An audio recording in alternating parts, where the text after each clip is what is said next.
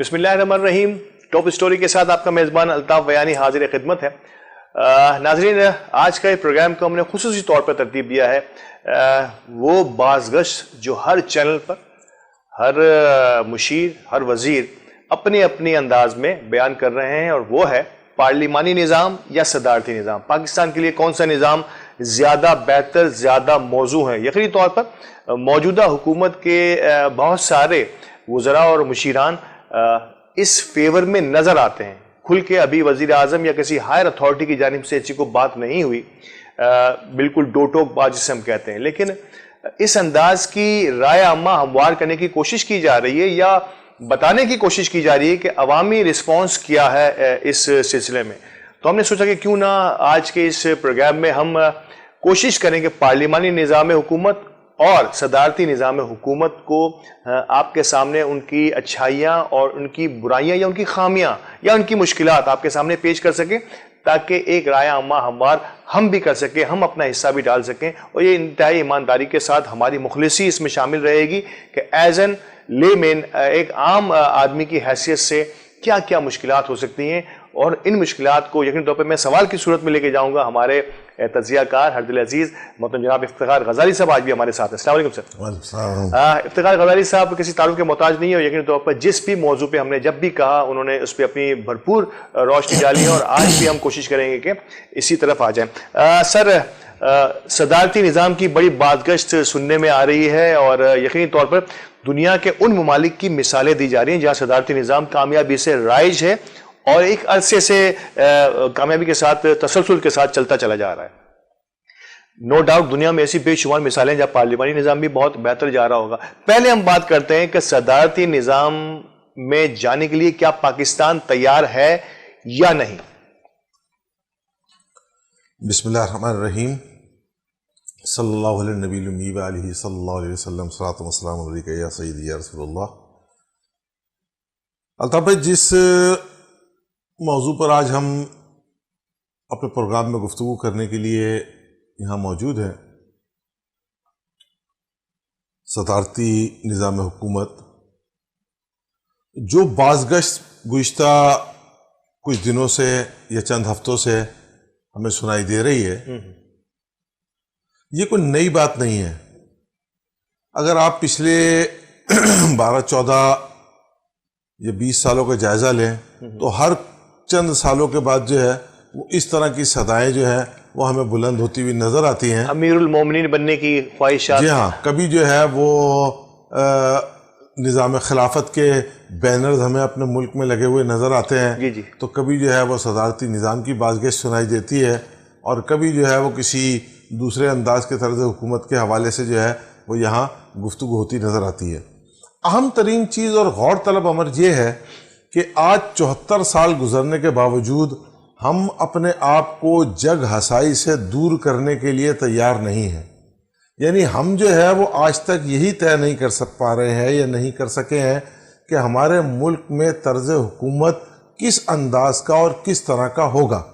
اگر اس طرح کی گفتگو جو ہے وہ ہر چند سالوں کے بعد جو ہے وہ دانشوران الزام اور سیاستدانوں اور سیاستکاروں کا موضوع سخن اور موضوع گفتگو رہے گا، تو یقیناً جو ہے وہ دنیا ہمیں جو ہے وہ عجیب و غریب نظروں سے دیکھے گی کہ یہ وہ قوم ہے کہ جو 74 سال میں آج تک یہ طے نہیں کر سکی کہ ان کا طرز حکومت اور طرز حکمرانی جو ہے وہ کس انداز کا ہوگا.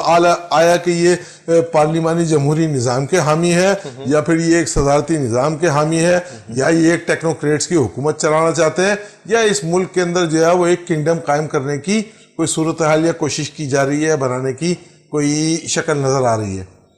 یہ جو ہے وہ ایک جگہ سائی والی بات ہے.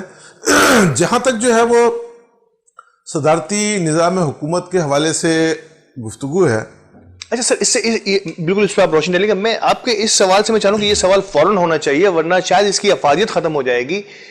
کیا سیکھنے کا عمل بھی تو ہوتا ہے نا؟ یہ بھی کیا میں سوال آپ سے کروں کہ پارلیمانی نظام میں حکومت ہم نے کر کے دیکھ لیا, ہم نے اب تک اس میں کوئی کامیابی نہیں ہوئی, اور الٹا ہم نقصان پہ نقصان اٹھاتے چلے گئے, کیونکہ ہمارے ہاں فیوڈل سسٹم ہے, ہمارے ہاں سیاست بکتی ہے, ہمارے ہاں لوگ اسمبلیوں میں فلور پہ بکتے رہے. سینٹ کی بات ہمارے سامنے ہے, قومی اسمبلی اور صوبائی اسمبلیاں ہمارے سامنے ہیں, کوئی صوبہ کسی مرکز صوبے سے, کیا یہ 74 سال کے سیکھنے کا عمل ہمیں یہاں پر لایا ہے کہ اب ہم کسی اور نظام کی طرف سوچیں؟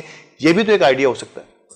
الطاف بھائی دیکھیے, ہمیں جو ہے وہ اس تمام کی تمام صورتحال وہ سامنے رکھتے ہوئے اپنی جغرافیائی جو ہماری حدود ہیں اور ہمارے خطے کی جو صورتحال ہے, اور اسپیشلی پاکستان جو ایک وفاق کی شکل میں قائم ہے, ایک فیڈریشن ہے, اور ہماری 4 اکائیاں جہاں مختلف قومیتوں سے تعلق رکھنے والے افراد بستے ہیں, بالکل وہ اس شکل میں ہمارے سامنے پاکستان موجود ہے, تو ہمیں اس پوری کی پوری صورتحال کو بھی مد نظر رکھنا ہوگا. بالکل اس صورتحال کو مد نظر رکھتے ہوئے جو ہے وہ اگر آپ غور کریں تو ایسا نہیں ہے کہ پارلیمانی جمہوری نظام کو جو ہے وہ ہم تجربات کے طور پر لے کر آئے اور ہم نے اس میں ناکامی کی شکل دیکھی ہے.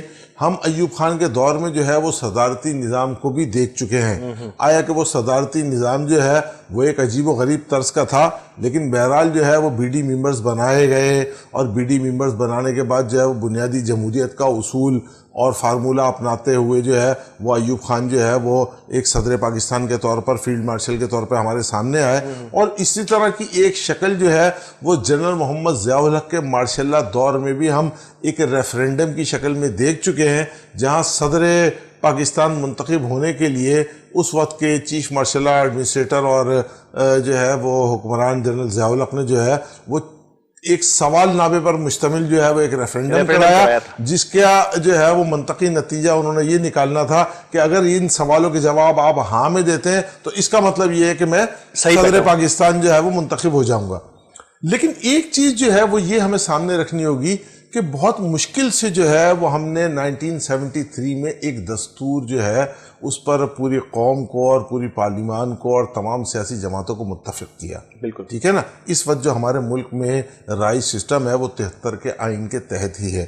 تو آیا اب ہم اس پوزیشن میں ہیں کہ کیا ہم اس دستور پاکستان کو معطل کر دیں, کیونکہ دستور پاکستان تو ہمیں یہی بتاتا ہے اور اس کے اندر یہی چیز درج ہے کہ پاکستان کا طرز حکمرانی جمہوری پارلیمانی نظام ہوگا. بالکل. اب اگر ہم اپنے خطے کی صورتحال کا جائزہ لیں تو میں نے جیسا کہ پہلے عرض کیا کہ ہمارا ملک جو ہے وہ مختلف قومیتوں میں بٹا ہوا ہے. بالکل ٹھیک ہے نا. یہاں پنجاب ہے کہ جہاں پنجاب اور سرائکی زبان بولنے والے لوگوں کی ایک اکثریت ہے.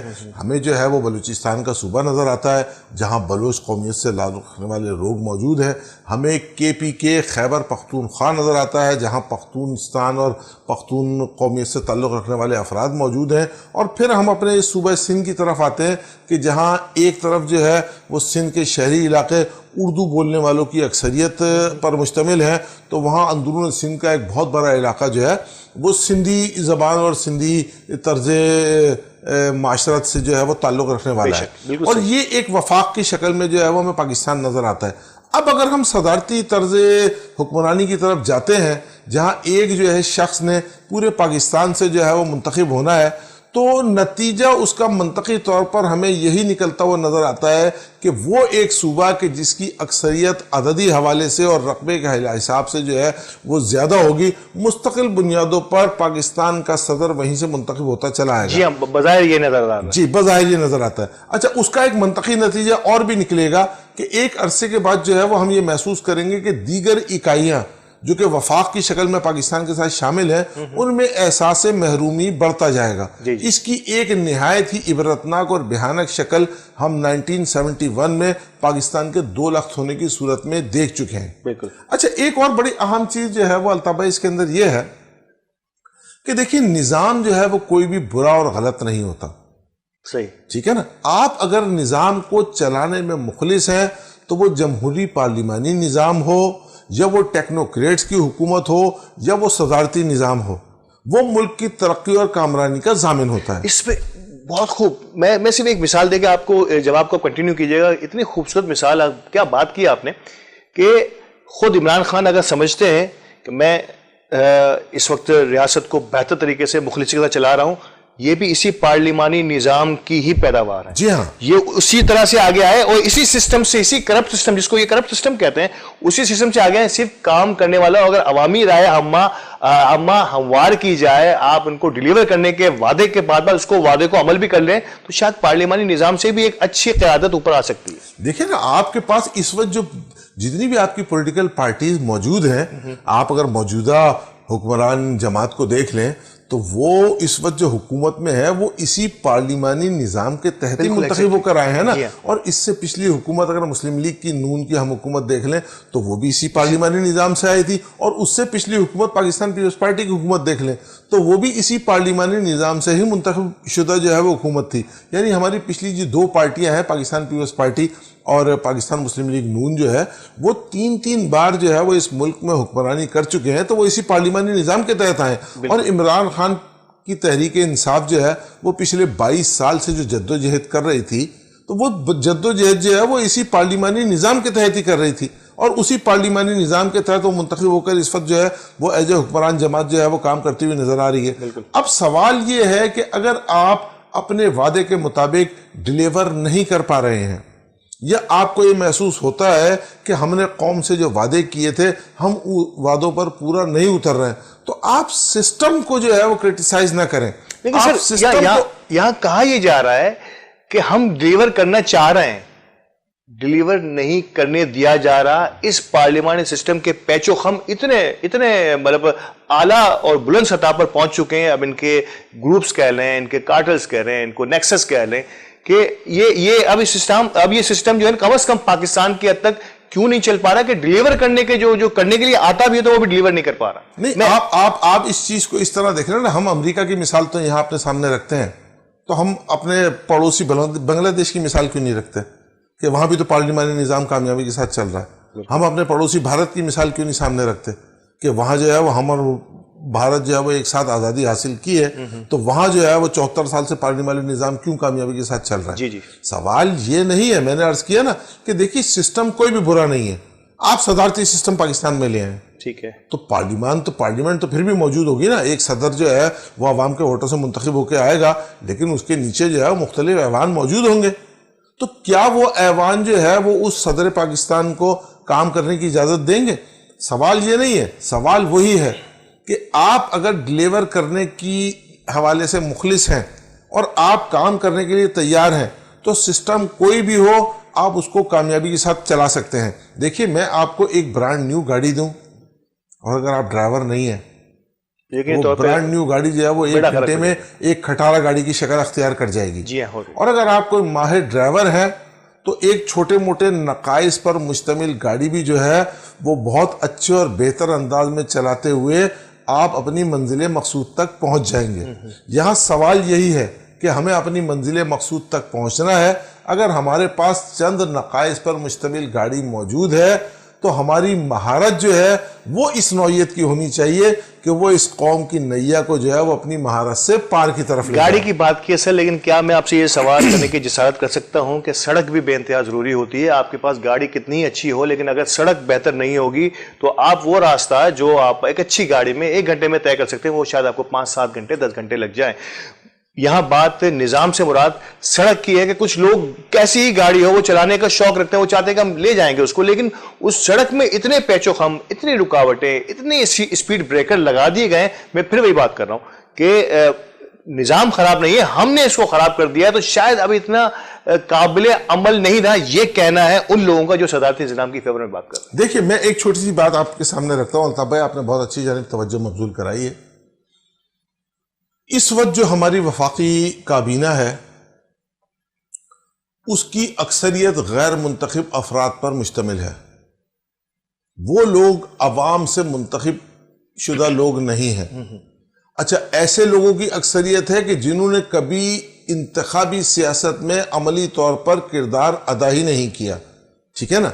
یعنی اس کے اندر ایک بہت بڑی تعداد امپورٹڈ لوگوں کی ہے کہ جو امریکہ اور کینیڈا اور انگلینڈ سے جو ہے وہ انہوں نے اپنی پوری زندگیاں وہاں گزاری ہیں. تحریک انصاف سے ان کی وابستگی تھی اور اس کے بعد وہ یہاں آ گئے. اگر ہم دیکھیں تو مشیران کی ایک فوج ظفر موج جو ہے وہ میں بہت معذرت کے ساتھ عرض کروں گا کہ ہمیں نظر آئے گی. اس وقت جو صدارتی نظام کے حوالے سے باش گشت سنائی دے رہی ہے وہ آوازیں انہی لوگوں کی طرف سے بلند ہوتی نظر آ رہی ہیں. ایک چیز تو یہ ہے. دوسری چیز میں آپ سے عرض کرنا چاہوں گا الطاف بھائی کہ دیکھیے اس میں کوئی شک نہیں کہ اگر سڑک خراب ہے, اس میں پیچ و خم ہے اور وہ جگہ جگہ سے ٹوٹ پھوٹ اور اسپیڈ بریکر کی زیادتی کا شکار ہے تو گاڑی کیسے چلے گی؟ تو اس کا جواب یہ ہے جناب کہ آپ کے پاس ایک پارلیمنٹ موجود ہے, آپ کے پاس قومی اسمبلی کا ادارہ موجود ہے, آپ کے پاس سینٹ کا ادارہ موجود ہے.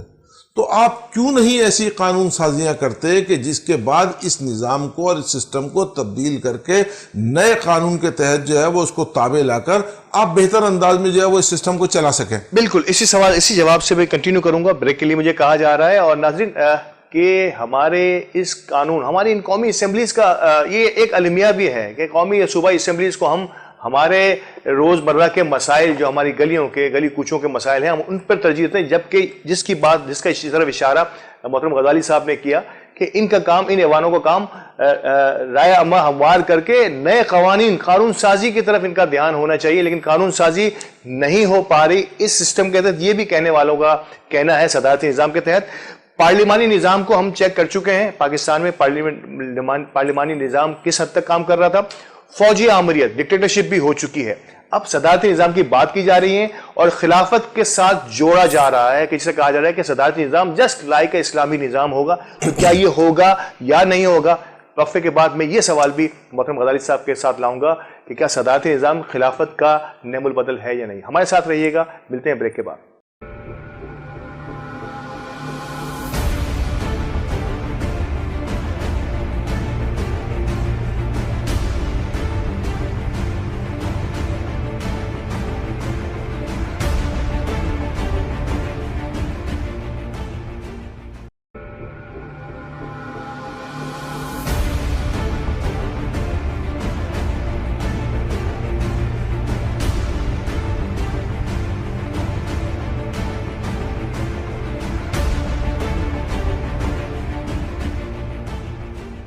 ویلکم بیک ناظرین. ٹاپ سٹوری کے وقفے کے بعد میں حاضر ہوں اور بات ہو رہی تھی قومی اسمبلی اور ہماری جتنی بھی اسمبلیز ہیں کیا قانون سازی کے عمل کو پراپر طریقے سے عمل پر اپنے تکمیل کر رہی ہیں یا اپنے وعدے یا نہیں کر رہی, کیونکہ یہاں ریاست یا صدارتی نظام کے لوگوں کا کہنا یہ بھی ہے کہ قانون سازی نہیں ہو پا رہی کیونکہ ہر سیاسی جماعت کا اپنا مقصد ہوتا ہے. وہ جب وہ پاور میں ہوتے ہیں تو وہی قانون چاہ رہے ہوتے ہیں, لیکن جب وہ اپوزیشن میں ہوتے ہیں تو اسی قانون کی وہ مخالفت کر رہے ہوتے ہیں. تو کیا قانون سازی ان حالات میں ہو رہی ہے یا ہو سکتی ہے؟ دیکھیے الطاف بھائی, صورتحال اس طرح کی ہے کہ اگر تو ہم کسی بھی حوالے سے قانون سازی کرنے میں سنجیدہ ہیں تو پھر قانون سازی ہو سکتی ہے, اور اگر ہم کسی کام کو کرنے کے لیے سنجیدہ نہیں ہیں اور اپنے سیاسی مفادات کو سامنے رکھتے ہوئے جلد بازی میں کسی بھی طرح کی چیز کو اسمبلیز سے اور جو ہے وہ سینٹ سے منظور کرانے کی صورتحال کو اختیار کریں گے تو نتائج وہی ہوں گے جو اس وقت ہمارے سامنے ہیں. آپ نے پچھلے کچھ چند سالوں میں دیکھا ہوگا کہ مختلف حوالوں سے اسمبلیز کے اندر قانون پیش کیے گئے, وہ اتنی جلد بازی اور اجلت کے اندر پیش کیے جاتے رہے کہ ایک طرف جو ہے وہ اپوزیشن جو ہے وہ ان قانونوں کی دھجیاں اڑاتے ہوئے جو ہے وہ اسپیکر کے ڈیسک کا گھیراؤ کرتی ہوئی نظر آ رہی ہے, دوسری طرف ہمیں جو ہے وہ اسمبلیاں جو ہے وہ شور شرابے اور مچھلی مارکیٹ کا منظر پیش کرتی ہوئی نظر آ رہی ہیں, اور حکمران جماعت جو ہے وہ اپنے مجوزہ قوانین کو اس رفتار سے منظور کرتی ہوئی نظر آ رہی ہے کہ عام آدمی اور عوام جو ہے وہ یہ سوچنے پہ مجبور ہیں کہ یہ ہمارے وہ منتخب افراد ہیں کہ جن کو ہم نے اپنے حوالے سے پلاننگ اور منصوبہ بندی کرنے کے لیے بھیجا تھا, یا یہ اپنے ذاتی مفادات کے حامل لوگ جو ہے وہ اس وقت ایوانوں میں بیٹھے ہیں. میں صرف جو گزارش کرنا چاہ رہا تھا وہ صرف اتنی گزارش کرنا چاہ رہا تھا کہ دیکھیے آپ کسی بھی کام کو کرنے کے لیے ایک سسٹم بناتے ہیں, بالکل ٹھیک ہے نا. آپ کے پاس ایک ڈاکٹر ہے جس نے 5 سال جو ہے وہ میڈیکل کی تعلیم حاصل کی ہے. اگر 5 سال کی میڈیکل کی تعلیم حاصل کرنے کے بعد آپ اسے کسی ہاسپٹل میں کھڑا کرتے ہیں تو وہ ایک ماہر ڈاکٹر شمار اور تصور نہیں کیا جاتا. وہ کئی سال تک پریکٹس کرتا ہے, مختلف ماہرین کے زیر نگرانی کام کرتا ہے, اس شعبے کا ایک مکمل تجربہ حاصل کرتا ہے, اور اس کے بعد جو ہے وہ آپ اسے اجازت دیتے ہیں کہ وہ ایز اے سرجن جو ہے وہ کسی ادارے کے اندر موجود ہو, یا ایز اے فزیشین جو ہے وہ اپنے کلینک کو چلائے, کسی ہاسپٹل کو جوائن کرے. ایز اٹ از سچویشن جو ہے وہ ہم اس چیز کو دیکھتے ہیں. کہ ہم مختلف حوالوں سے تجربات کر کے میچورٹی کی اس پوزیشن پر آ چکے ہیں. آج آپ کے سامنے اس وقت تیسری حکومت کام کر رہی ہے. یعنی ایک حکومت نے 5 سال مکمل کیے, اس کے بعد انتخابات ہوئے, انتخابات کے بعد جو حکمران جماعت تھی اسے شکست ہوئی, اور ایک دوسری جماعت کو جو ہے وہ پاکستان کے عوام نے منتخب کیا. 5 سال تک اس عوام پارٹی نے جو ہے پاکستان شکست ہوئی اور تیسری حکومت کی. اس کے بعد پھر انتخابات ہوئے, اس کے بھی جو ہے وہ منصوبوں کو, پلاننگ کو, اس کے طرز حکمرانی کو عوام نے تسلیم نہیں کیا, اور اس وقت جو ہے وہ ایک تیسری جماعت جو ہے وہ پاکستان میں حکمران ہے اور اپنے کیے ہوئے وعدوں کی تکمیل کے لیے سرگرم عمل ہے. سوال یہ ہے کہ اگر یہ کنٹینیوٹی اسی طرح چلتی رہی تو عوام میں میچورٹی بھی آتی جائے گی, اور ہماری سیاسی جماعتوں میں جو اس کو ہم کہتے ہیں کہ ایک گند بلا جمع ہو گیا ہے, یا ایسے لوگ جو ہے وہ سامنے آ گئے ہیں کہ جو نظام کو جو ہے وہ چلنے نہیں دیتے یا قانون سازی نہیں ہونے دیتے, تو بتدریج وہ صفائی ہوتی رہے گی اور ہمارے سامنے میچور قسم کے ایسے لوگ اسمبلیز میں پہنچ جائیں گے کہ جو پھر پاکستان کے بہتر مستقبل کے لیے بہتر انداز میں کام کریں گے. اچھا, ساتھ ہی ساتھ میں ایک اور جانب اشارہ کروں گا کہ دیکھیے, آپ کا پارلیمانی نظام جو ہے اور آپ کے ایوان بالا اور ایوان زیری جو ہے وہ پاکستان کے لیے قانون ساز ادارے ہیں, جنہوں نے آپ کے ملک کے سسٹم کو چلانے کے لیے قانون سازی کرنی ہے. اب یہ جو آپ کے دوسرے عوامل ہیں, آپ کی صحت کا سلسلہ ہے, آپ کی تعلیم کا سلسلہ ہے, یہ تمام کی تمام چیزیں آپ کی بنیادی جمہوریتیں یا آپ کا بلدیاتی سسٹم کرتا ہے. آپ اگر اپنے بلدیاتی سسٹم کو مضبوط نہیں بنائیں گے, آپ انہیں اختیارات نہیں دیں گے, آپ انہیں فنڈز مہیا نہیں کریں گے, اور تمام کی تمام چیزیں جو ہے وہ اراکین قومی اسمبلی, سینٹ اور اراکین صوبائی اسمبلی اپنے ہاتھوں میں رکھیں گے, تو اس کا نتیجہ یہ نکلے گا کہ عوام کو ایسے منتخب نمائندے جنہوں نے قانون سازی کرنی ہے, وہ جو ہے وہ ایسے لوگوں کو منتخب کرنا پڑے گا کہ جو ان کے پاس جا کے انہیں یہ بتا رہے ہوں گے کہ میں تمہاری سڑکیں بنا دوں گا, اور میں جو ہے وہ اسٹریٹ لائٹیں لگوا دوں گا, اور میں اسکولوں کی بلڈنگیں تعمیر کرا دوں گا. حالانکہ اراکین اسمبلی کا یہ کام نہیں ہے. آپ یہ اختیار, آپ کا تعلیم کا شعبہ ہو, آپ کی صحت کا شعبہ ہو, یا بنیادی ضروریات کے حوالے سے جتنی بھی چیزیں ہوں, وہ آپ مقامی حکومتوں کو جو ہے وہ بلدیاتی نظام کو آپ جو ہے وہ مضبوط تر بنائیں, آپ کا ملک ترقی کی جانب جائے گا. کمانڈ اینڈ کنٹرول کی بات کی آپ نے, کیونکہ ہماری کمانڈ نہیں ہے, ہم نے جن لوگوں کو جو کام کرنا تھا وہ سونپا نہیں, یا وہ کام کر نہیں رہے, یا اس کے لیے اہل نہیں ہے. مجھے یہ بتائیے, میں آپ سے بہت سیدھا لے مین آدمی کا سوال کر رہا ہوں کہ اب اگر پورے 200 یا 300 یا 400 کا ایوان جو ہے وہ یہ کام نہیں کر پا رہا, ہم کہتے ہیں کہ سسٹم سے نہیں, اب ایک آدمی کو لے آئیں گے, وہی سب کچھ صحیح کر دے گا. اسی سسٹم سے آدمی آئے گا, اسی لوکیلٹی سے آدمی آئے گا. اگر وہ ایک آدمی جس کے ہاتھ میں ہم نے زمام اختیار دینی ہے, یعنی وہ ہول اینڈ سول ہوگا, اگر وہی وہ ڈیلیور کرنے کے قابل نہ ہوا, یا اسی سسٹم کا پیدا کردہ کوئی عناصر ہوا, پھر تو ہم اور پیچھے چلے جائیں گے. دیکھیں, پھر تو ہم کلیپس کی جانب چلے جائیں گے. میں نے آپ سے عرض کیا نا کہ 1971 میں لوگوں کی اکثریت کے فیصلے کو منظور نہ کرنے کی پاداش میں, یا اس کو یکسر مسترد کرنے کی صورت میں, ہم پاکستان کو 2 لاکھ ہوتا ہوا دیکھ چکے ہیں. یعنی ملک کی اکثریت نے ایک جماعت کو منتخب کیا, آپ نے اس کو حکومت نہیں دی یا حکومت نہیں کرنے دی, اس کا نتیجہ ایک بھیانک جنگ کی صورت میں سامنے آیا. آپ کے 90,000 سے زیادہ فوجی جوان جو ہے وہ آپ کے دشمن ملک کی قید میں چلے گئے, اور اس سے بڑھ کے جو سب سے بڑا المیہ ہوا وہ یہ ہوا کہ پاکستان 2 لاکھ ہو گیا. وہ ملک جو ہم نے بڑی جدوجہد کے بعد حاصل کیا تھا, ہزاروں لاکھوں جانوں کی قربانیاں دی تھی, بہنوں کی عزتیں اور عصمتیں لٹی تھیں, کروڑوں اربوں روپے کی جائیدادیں تباہ و برباد ہوئی تھیں, وہ ملک جو ہم نے حاصل کیا تھا اس اسلامی نظام کو نافذ کرنے کے لیے, امت مسلمہ کی جو ہے وہ قیادت کرنے کے لیے, اس کو جو ہے وہ ہم نے 2 لاکھ کر دیا. سوال یہی ہے صرف کہ ہم نے جو ہے وہ منصوبہ ساز ادارے بنانے کے لیے خلوص نیت کے ساتھ کوشش ہی نہیں کی. اگر ہم خلوص نیت کے ساتھ کوششیں کریں گے تو میں پھر وہی اپنا جملہ دہراؤں گا کہ وہ وفاقی پارلیمانی نظام ہو یا پھر سردارتی نظام ہو, ملک ترقی کی جانب گامزن ہوگا.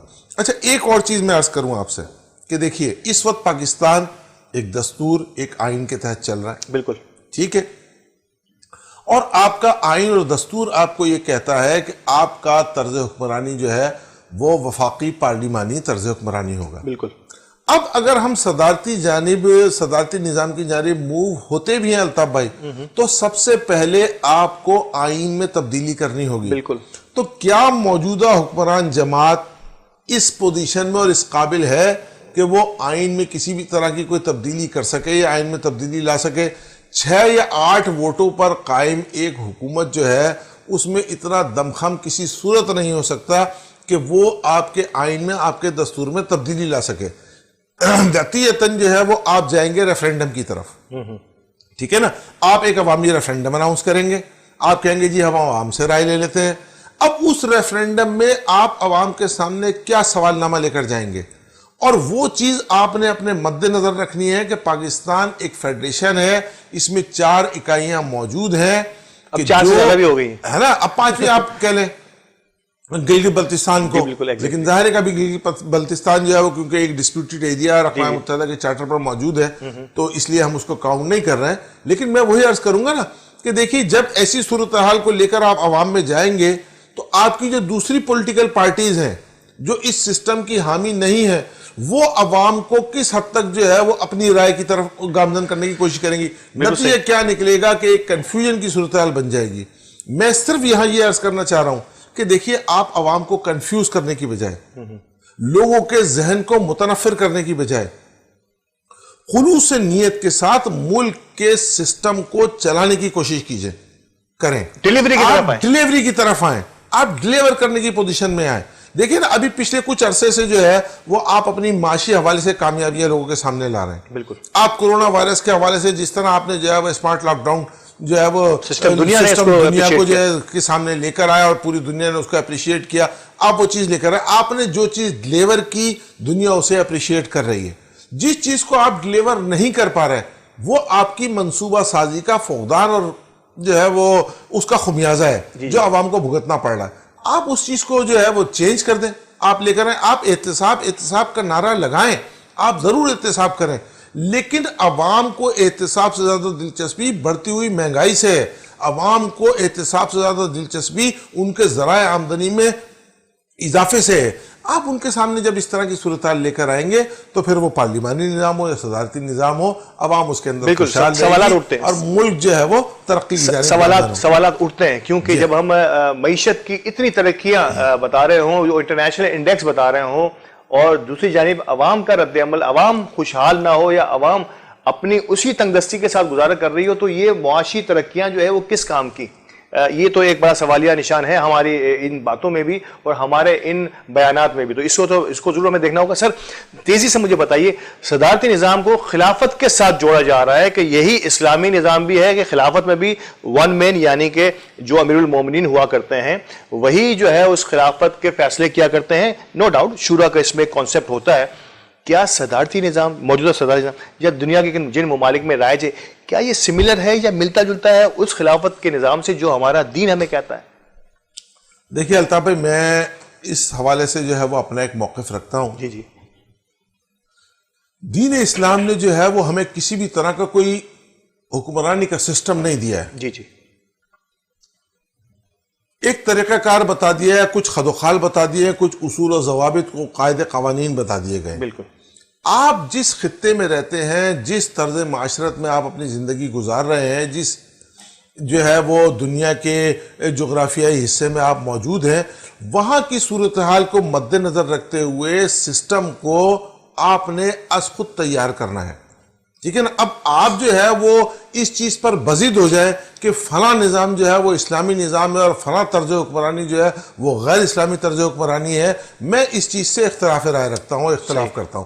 اسلام نے ہمیں کوئی سسٹم نہیں دیا ہوا، یا تو اسلام نے ایک اصول سسٹم دے دیا ہوگا بھئی یہی سسٹم ہے اور اسی کے تحت جو ہے وہ آپ نے حکمرانی قائم کرنی ہے اور جو ہے وہ نظام حکومت چلانا ہے. اسلام نے ہمیں کچھ قواعد و ضوابط بتا دیے. شورہو امرہم بینہم جو ہے وہ قرآن مجید کی میں اللہ تعالیٰ نے جو ہے وہ اس آیت کے اندر ایک واضح طور پر نشاندہی کر دی ہے. اور یہ پارلیمانی نظام میں بھی ہو سکتا ہے، اور یہ پارلیمانی نظام کے اندر ہم یہ جو ہے وہ اس کے اوپر اس طرح پر عمل کر رہے ہیں کہ دیکھیں نا، آپ جو ہے وہ عوام سے مشورہ کر رہے ہیں. عوام آپ کے لیے جو ہے وہ منتخب افراد کو جو ہے وہ پارلیمان میں بھیج رہی ہے اور وہ پارلیمان جو ہے وہ عوام کی نمائندگی کرتے ہوئے ایک وزیر اعظم کو منتخب کر رہے ہیں. وہ وزیر اعظم اسی پارلیمان سے جو ہے وہ اپنی ایک کابینہ ملک کا سسٹم چلانے کے لیے جو ہے وہ منتخب کر رہا ہے، اور وہ پارلیمان جو ہے وہ آپ کے سسٹم کو چلانے کے لیے قانون سازی کر رہی ہے جو آپ کی عوام کی نمائندہ ہے، عوام کی منتخب کردہ ہے. تو اس کے اندر جو ہے وہ غیر اسلامی طرز عمل کیسے آ گیا؟ ٹھیک ہے نا. آپ نے پاکستان کا نام ہی اسلامی جمہوریہ پاکستان رکھا ہے، اور 73 کا آئین بنانے کے بعد آپ نے اسلامی نظریاتی کونسل نام کا جو ادارہ قائم کیا، اس کا کام ہی یہی تھا کہ پاکستان کے اندر ایسے قوانین کے جو غیر اسلامی ہیں ان کا جائزہ لیتے ہوئے اپنی سفارشات قومی اسمبلی کو بھیجے گی، اور قومی اسمبلی ان غیر اسلامی دفعات کو اسلامی دفعات کے مطابق جو ہے وہ منظور کر کے پاکستان کو اسلامی ریاست کے طور پر سامنے لے کر آئے گی. اب آپ اگر کام ہی کرنے کے لیے تیار نہ ہو، اگر آپ اخلاص اور خلوص نیت کے ساتھ کسی سسٹم کو چلانے کے لیے تیار نہ ہو، تو جناب پھر تو کوئی بھی سسٹم آ جائے، کوئی بھی اس میں ناکام ہو جائے، اور کوئی بھی آ جائے وہ ناکامی کا منہ دیکھے گا. ناظرین، پروگرام کے اس حصے میں آپ نے دیکھا کہ نظام کی خرابی کہنا بڑا آسان ہے، لیکن افراد کی خرابی جو ہے یہ ہمیں نظر آ رہی ہے، کیپیبلٹی کی کمی ہمیں نظر آ رہی ہے، اور ہم اسے درست کرنے کے بجائے نظام کو خراب کہہ کے نیا نظام لانے کی بات کرتے ہیں. اور نیا نظام لانا کوئی میرا خیال ہے کوئی اچنبھا نہیں تجربہ ہو سکتا ہے، لیکن یہ ممالک جو ہے کیا ہم ایز اے ملک، ایز اے نیشن اس قسم کے تجربات سے کے گزرنے کے لیے کی دسترس رکھتے ہیں؟ اتنے اہل ہیں ہم؟ کیا اسے ہم برداشت کر پائیں گے؟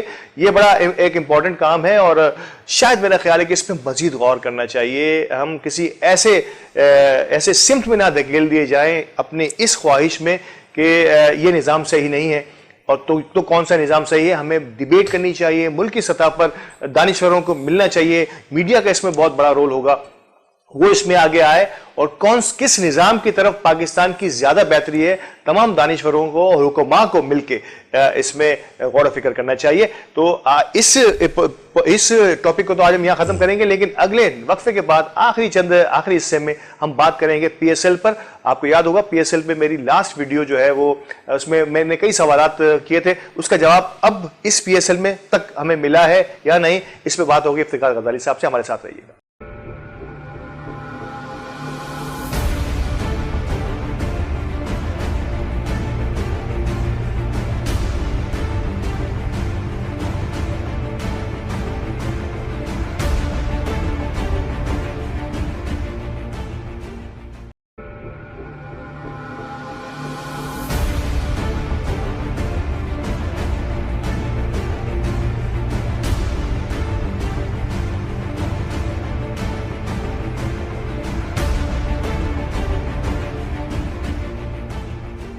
ویلکم بیک ناظرین، اور پروگرام کے اس آخری حصے میں نے کہا کہ ہم بات کریں گے پاکستان سپر لیگ پر، جس کا اگلا ایڈیشن بالکل تیار ہے، اور کچھ ہی دنوں میں اس کے میچز کا آغاز بھی ہو جائے گا. غیر ملکی کھلاڑی اور ٹیمیں پریکٹس میں مشغول ہو چکی ہیں، اور اس کے بیشتر میچز کراچی کے نیشنل اسٹیڈیم میں ہونے والے ہیں. میں نے لاسٹ ویڈیو میں، شاید آپ کو یاد ہوگا، پچھلے پی ایس ایل کے دوران میں نے ایک ویڈیو وائرل کی تھی، اور اس پہ کئی سوالات اٹھائے تھے میں نے کہ ہوتا اس طرح سے کہ یہ پی ایس ایل نہیں ہو رہا، غالباً کوئی عالمی نمائش ہو رہی ہے، کوئی آئیڈیاز ٹائپ کی کوئی چیز ہونے والی ہے کہ ساری سڑکیں، سراؤنڈنگز کی گلیاں تک بند کر دی جاتی ہیں، اور عوام ان سڑکوں پر بے یار و مددگار چھوڑ دی جاتی ہے، جس کے باعث میں نے دیکھا، میں نے لاسٹ ویڈیو میں دکھایا تھا پی ایس ایل سے کچھ ہی دن قبل، کہ ایمبولینسز پھنسی ہوئی تھی، عوام کے جان و مال کا کیا کوئی خیال نہیں رکھا جاتا؟ کیوں کہ انٹرنیشنل کھلاڑی آئے ہوئے ہیں اور ان کو ہمیں پروٹیکشن دینی ہے، تو کیا ہماری عوام بھیڑ بکریاں ہیں؟ اس پر سوالات اٹھے تھے، اور پھر اس وقت کی ہائی کورٹ نے ایک فیصلہ بھی دیا تھا کہ ہمیں ایک روڈ کھولنا چاہیے، عوام کو اتنا ذلیل و خوار، جسے میں کہوں گا، نہیں کرنا چاہیے. کیا اس پی ایس ایل میں اس قسم کی کوئی پلاننگ کی گئی ہے پہلے سے؟ ایم پی سی بی کو باور کرا رہے ہیں کہ کراچی کے عوام کو تکلیف نہیں ہونی چاہیے، پی ایس ایل کے حق میں دنیا ہے، پاکستان میں غیر ملکی کھلاڑی آئیں، کھیلیں، پاکستان کا سافٹ امیج دنیا کے سامنے جانا چاہیے، لیکن اس قیمت پر نہیں کہ پاکستان یا کراچی کی عوام جو ہے وہ بے یار و مددگار چھوڑ دی جائے. اس کے لیے کیا انتظامات ہیں؟ میں نے سوچا تھا کہ آج میں افتخار غزالی صاحب کو اسپورٹس کی جانب بھی گامزن کروں. بڑی بات ہم سیاست پہ اور نظاموں پہ کرتے ہیں. سر، کیا یہ جو ہے انصاف ہے تحریک انصاف کا؟ میں کہوں گا کیونکہ یہ تو ہر دور میں ہوتا رہا، لیکن اب تو ان کو انصاف کرنا چاہیے کہ جہاں میچ وہاں lockdown, just like a lockdown, بڑا عوام پریشان, تو چھٹیاں کرتے ہیں, پھر 20-25 دن کی ہم دنیا میں کہیں نکل جاتے ہیں یا پھر میچ ہی دیکھا کریں گے اور کوئی کام ہی نہیں کریں گے. دیکھیے الطاف بھائی, اس میں کوئی شک نہیں کہ مثبت سرگرمیوں کا فروغ اور خاص طور پر کھیلوں کے حوالے سے جو ہے وہ ہمارے ملک کا ایک جوش و جذبہ اور خاص طور پر کرکٹ جنون جو ہے وہ ہماری پوری قوم میں موجود ہے. اور پاکستان سپر لیگ نے جو ہے پی ایس ایل نے دنیا کے اندر اپنا ایک نام بنایا, اور خاص طور پر جو وہ دنیا کرکٹ ہے وہ تو پی ایس ایل کی دیوانی ہے. بالکل. لیکن ساتھ ہی ساتھ اس میں بھی کوئی شک نہیں ہے, خاص طور پر ہمارا کراچی شہر ایک گنجان آبادی کا شہر ہے, پورے ملک کی کاروباری سرگرمیاں جو ہے اس کا ہب ہے, ہمارا پورٹ سٹی ہے. جب اس طرح کی سرگرمیاں جو ہے وہ شہر میں ہوتی ہیں تو سیکیورٹی کے نام پر جس انداز میں سڑکیں بند کر دی جاتی ہیں اس سے لوگوں کو جس شدت کی تکلیف ہوتی ہے, اس سے یہ جو کھیل کی سرگرمیوں کا ایک مثبت پہلو ہے وہ منفی پہلو کی طرف چلا جاتا ہے. بالکل ایسا ہی ہے. منصوبہ بندی کا فقدان ہے. لوگ جو ہے وہ کر یہ رہے ہیں, ادارے خاص طور پر, کہ جنہیں جو ہے وہ مختلف حوالوں سے سیکیورٹی کی جو ہے وہ ٹریفک کنٹرولنگ کی ذمہ داری دی جاتی ہے, وہ اپنی ڈیوٹی سر انجام دینے کی بجائے لوگوں کی پریشانی اور مسائل کا سبب بنتے ہیں. بالکل. آپ نے شارع فیصل سے ٹیموں کو لے کر نیشنل اسٹیڈیم کی جانب آنا ہے, لامحالہ آپ کو جو ہے وہ سیکیورٹی رکھنی ہوگی, تمام کی تمام چیزیں کرنی ہوں گی.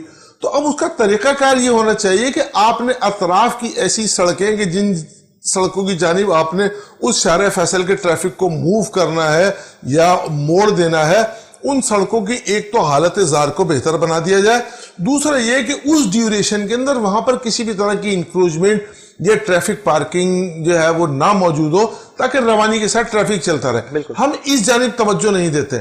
وہ لوگ اپنی صرف اس سرکاری ڈیوٹی کو پورا کرنے کے لیے تیار ہے کہ مجھے یہ کہا گیا ہے کہ یہاں سے سڑک پر کسی کو نہیں آنے دینا, تو میں یہاں کسی کو نہیں آنے دوں گا, اس سڑک کو بلاک کر دوں گا. اس بلاکیج کی صورت میں آپ کو جو پریشانی ہو رہی ہے میں اس کا ذمہ دار نہیں ہوں, مجھے کچھ نہیں پتا, میری تو ڈیوٹی یہ ہے کہ بس یہاں بلاک کر دینا. نتیجہ یہ ہے کہ یعنی شہر جو ہے وہ ایک ایسا منظر پیش کرنے لگتا ہے کہ ایسا لگتا ہے کہ پورا کا پورا شہر جو ہے وہ ایک جیم پیک, اور جیسے آپ نے مثال الطاف بھی پیش کی کہ لاک ڈاؤن کی صورتحال.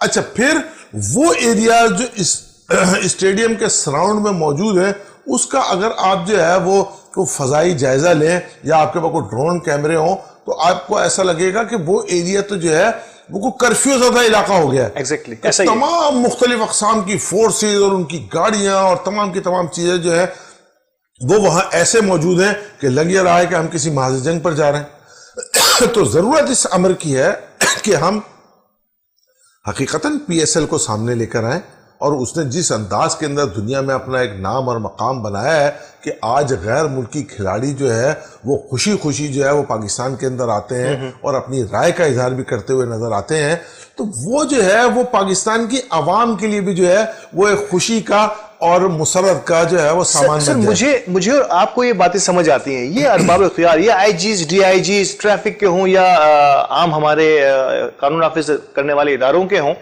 ان کو کیوں سمجھ نہیں آتی کہ اگر مثال دے رہا ہوں میں آپ کو, جوہر سے آنے والا یونیورسٹی روڈ استعمال کرنے والے لوگ جب اسٹیڈیم کے قریب پہنچتے ہیں تو پھنس جاتے ہیں. ان کو یہ پتا ہونا چاہیے کہ سیوک سینٹر پہ جو اتنی بڑی پارکنگ جو باہر رکھی ہوئی تھی اس کو ختم کریں ان چند دنوں کے لیے جب تک کہ یہ پی ایس ایل چل رہا ہے. اور بہت ساری جگہوں پہ جس کا ذکر آپ نے کیا کہ اگر جو نارمل دنوں میں پارکنگ ہوتی ہے اسے ہنگامی بنیاد پر ختم کر کے روڈ پر ٹریفک کے روانی اور اس کے تسلسل کو ایسے جاری رکھا جائے, نو ڈاؤٹ تھوڑا سا سلو ہو جائے گی, عوام کو کوئی پریشانی نہیں ہے. لیکن وہ اسٹک ہو جاتے ہیں, بریجز بند ہو جاتے ہیں. تو یہ مجھے اور آپ کو سمجھ آ رہی ہے, ہم انہیں بتا رہے ہیں کہ آپ کو کیا کرنا چاہیے. یہ اتنے بڑے قانون ساز ادارے, اتنے بڑے قانون نافذ کرنے والے ادارے جو ہیں, ان کو یہ سمجھ نہیں آتی, کیا یہ اس پہ برین اسٹارمنگ نہیں کرتے؟ الطاف بھائی, آپ نے بڑی اہم جانب جو ہے وہ بالکل اشارہ کیا ہے, اور آپ تو اسپورٹس کو بہت زیادہ کور بھی کرتے رہے, اور اس حوالے سے جو ہے وہ آپ کی جو پچھلی پی ایس ایل کی ویڈیو جو ہے وہ جس انداز میں وائرل ہوئی اور لوگوں نے جو ہے وہ اس کو جتنا اپریشیٹ کیا کہ آپ نے جو ہے وہ لوگوں کے مسائل کو اپنی اس جو ہے وہ ویڈیو کو ماسس بیسس پہ جا کے جو ہے وہ عوام میں جا کے بنایا اور لوگوں کے سامنے وہ آئی. اصل بات یہی ہے کہ دیکھیے سمجھتے سب ہیں بس فقدان جو ہے وہ منصوبہ بندی کا اور ناقص طرز عمل کا ہے. اگر ہم اپنے طرز عمل کو تبدیل کر لیں اور بہتر انداز میں منصوبہ بندی کریں جو عوامی مفاد میں بھی ہو, ملکی مفاد میں بھی ہو, تو یہ جو اتنی مثبت کھیلوں کی سرگرمی ہے یہ لوگوں کے لیے وبال جان بننے کی بجائے مسرت و شادمانی کا سامان بن جائے گا. ایک حل, آخری حل جو میری نظر میں تھا, اور میں آپ سے پوچھوں گا ایسی بہت ساری اور جگہ بھی ہے لیکن ابھی میں نیشنل اسٹیڈیم کی بات کرتا ہوں. ایک زمانہ تھا نیشنل اسٹیڈیم جو ہے وہ شہر کے بیچوں بیچ نہیں تھا, سینٹر پوائنٹ نہیں تھا, یہ کونا ہوا کرتا ہوگا کسی زمانے میں, ٹھیک ہے. اب یہ شہر کے بیچوں بیچ آ گیا. کیا یہ ایک آپشن ہے کہ ہم نیشنل اسٹیڈیم کو اور اس سے بہتر انداز میں کسی ایسی جگہ لے جائیں جہاں پہ آسانی کے ساتھ میچ ہو سکیں, وہیں پہ ہم کمرے ہوٹلیں سب کچھ تیار کر لیں وہاں کے مہمانوں کے لیے, ہمارے آنے والے غیر ملکی کھلاڑیوں کے لیے, اور یہ جگہ تو اب سونے کی جیسی قیمت ہو گئی ہے اس جگہ کی, ہم اس کو کسی اور پرپس کے لیے استعمال کر لیتے ہیں. مطلب کیوں ہم نیشنل اسٹیڈیم کو شہر کے بیچ میں ہی رکھنا چاہ رہے ہیں؟ ایسے ہی میں سینٹرل جیل کی بھی بات کرتا رہا ہوں, ایسے ہی میں کراچی چیمبر آف کامرس کی بھی بات کرتا رہا ہوں, ایسے ہی میں پریس کلب کی بات بھی کرتا رہا ہوں کہ یہ وہ ادارے ہیں کسی زمانے میں نہیں, اب وہاں پہ مظاہرے, وہاں پہ آنا جانا اتنا مشکل ہو گیا, اتنا گنجان ہو گیا کراچی کہ دنیا میں ایسا ہوتا رہا ہے کہ ایک جگہ گنجان ہو گئی ہے, وہاں پہ کچھ اور خد و خال چینج ہو گئے ہیں کرائم سراؤنڈنگز کے, تو ہم اس کو کسی اور جگہ لے جاتے ہیں. گورنمنٹ ہے آسانی سے کر سکتی ہے. بالکل صحیح آپ نے اشارہ کیا الطاف بھائی, آپ نے جن اداروں کا اشارہ کیا, جن مقامات کا اشارہ کیا, ان کو موو کیا جانا چاہیے. بلکہ میں آپ کی بات کے اندر اضافہ کرنا چاہوں گا کہ ہماری سٹی کورٹ ہے, وہاں آپ نے کیا صورتحال دیکھی ہوگی. ہماری جوڑیا بازار اناج مارکیٹ ہے, وہاں آپ نے کیا صورتحال دیکھی ہوگی کہ جب اس طرح کے معاملات جو ہے وہ پریشانی کا باعث بن رہے ہوں تو انہیں موو کرنے میں, انہیں جو ہے وہ کسی دوسری جگہ منتقل کرنے میں جو ہے وہ میرے خیال میں کوئی حرج نہیں ہے. بلکہ آپ نے جو ایک اشارہ کیا ہے وہ ایک ایسی چیز ہے کہ یہ تمام کی تمام جو چیزیں ہیں وہ ایسی جگہ پر لوکیٹڈ ہے کہ اب وہ تو اربوں روپے کی جگہیں بن چکی ہے. یعنی آپ کو کسی جگہ منتقل کرنے کے بعد جو ہے وہ حکومت کو کسی طرح کی انویسٹمنٹ بھی نہیں کرنی ہوگی. یعنی آپ اس جگہ سے جو ہے وہ اتنی ارننگ کر سکتے ہیں کہ آپ کے کئی ایک اسٹیڈیم تعمیر ہو سکتے ہیں کراچی شہر میں. سیلف سسٹین ہو جائے گا, سیلف سسٹین ہو جائے گا. ناظرین یہ آج ہم نے ایک بار پھر, میں نے پچھلی ویڈیو میں بھی کوشش کی تھی اور اس بار آج کے پروگرام میں ہم نے یہی کوشش کی ہے کہ ہم ان تمام چیزوں کو اس طرح سے سوچنے کی کوشش کیوں نہیں کرتے. خدا را پی سی بی سے میں پہلی بات کروں گا کہ اگر نیشنل اسٹیڈیم کہیں اور آسانی سے بآسانی جا سکتا ہے تو جانا چاہیے. وہاں 5 اسٹار ہوٹل بھی ہونا چاہیے جیسے رمی راجہ صاحب نے ذکر بھی کیا تھا. تو بجائے یہ کہ اس اسٹیڈیم کو ہی کسی اور طریقے سے پیش کیا جائے, ہم کسی اور جگہ اور اس سے بہتر انداز میں پیش کر سکتے ہیں. اچھا الطاف بھائی, میں پروگرام کے اختتام سے پہلے جو ہے وہ چند سیکنڈ آپ کے لینا چاہوں گا. میں چاہوں گا کہ پروگرام کو میں ختم کرتا ہوں اور غزالی صاحب جو ہے وہ آخری پیغام آپ کے لیے دیں گے. میں صرف یہ کہنا چاہوں گا کہ میں ابھی جو ہے وہ ذکر کر رہا تھا آپ کے سامنے وقفے کے دوران بھی کہ ہمارا ایک بڑا خوبصورت ملک موریشیز ہے کہ جہاں جو ہے وہ پاکستان جو ہے وہ بہت بہتر انداز میں اپنے کاروباری سرگرمیوں کو جاری رکھے ہوئے ہے. ایک طویل عرصے سے موریشیز کے لوگوں کا پاکستان میں آنا جانا جو ہے وہ ہماری امن و امان کی سچویشن اس حوالے سے اور دیگر حوالوں سے رکا ہوا تھا. ابھی پچھلے دنوں جو ہے وہ ہمارے کچھ مہمان جو ہے وہ موریشیز سے پاکستان جو ہے وہ کچھ شاپنگ کے لیے میں نے انہیں کنونس کیا تھا تو وہ یہاں تشریف لائے. میں جو ہوں وہ ان کو پاکستان میں مس نوریزہ فوزی, زینب فوزی اور ان کے دیگر اہل خانہ کو پاکستان میں خوش آمدید کہتا ہوں, اور اپنے اس پروگرام کے توسط سے موریشیز میں بسنے والے تمام اپنے دوستوں کو اور احباب کو یہ پیغام دینا چاہوں گا کہ آج بھی پاکستان ان کے لیے امن و امان کا گہوارہ ہے. پاکستان آئیں, خریداری کریں, شاپنگ کریں, یہاں گھومیں پھریں, سیاحت کریں. یہ ملک بھی آپ کا اپنا ملک ہے. انشاءاللہ تعالی آپ کو بہت خوشی اور مسرت نصیب ہوگی. بہت شکریہ. بہت شکریہ غزالی صاحب. اور یقینی طور پر یہ آخری میسج ہم سب کے لیے کہ ہم اپنا سافٹ امیج دنیا کے سامنے لائیں اور یہاں کی وہ باتیں, پاکستان کی وہ باتیں, جیسے غزالی صاحب نے ایک فیملی کو موریشیس میں کنونس کیا, وہ کہیں دنیا میں کہیں اور جگہ جاتے تھے شاپنگ کے لیے, پاکستان آئے اور بے انتہا خوش ہیں اب تک الحمدللہ, اور بڑا زر مبادلہ بھی پاکستان کو حاصل ہوا اور پاکستان کے سافٹ امیج اب موریشیس تک دنیا میں کئی ممالک تک جائے گا. تو ہم سب کو یہ بھی کوشش کرنی چاہیے کہ ان لوگوں کو جو پاکستان کے بارے میں کچھ اور سوچ رکھتے ہیں ان کو پاکستان میں لائیں, ان کی مہمان نوازی کریں اور پاکستان کا ایک تشخص جو ہے وہ بہتر انداز میں ان کے سامنے پیش کریں. اس کے ساتھ ہی مجھے اجازت دیجیے, اگلے پروگرام میں نئے مہمان اور نئے ٹاپک کے ساتھ حاضر ہوں گے. اللہ نگہبان.